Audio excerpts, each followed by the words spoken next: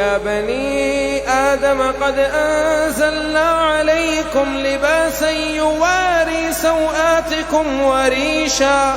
ولباس التقوى ذلك خير ذلك من آيات الله لعلهم يذكرون يا بني آدم لا يفتننكم الشيطان كما أخرج أبويكم من الجنة ينزع عنهما لباسهما ليريهما سوآتهما إنه يراكم هو وقبيله من حيث لا ترونهم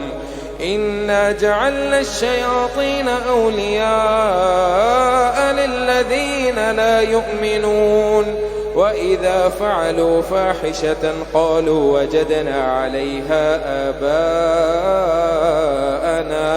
والله أمرنا بها قل إن الله لا يأمر بالفحشاء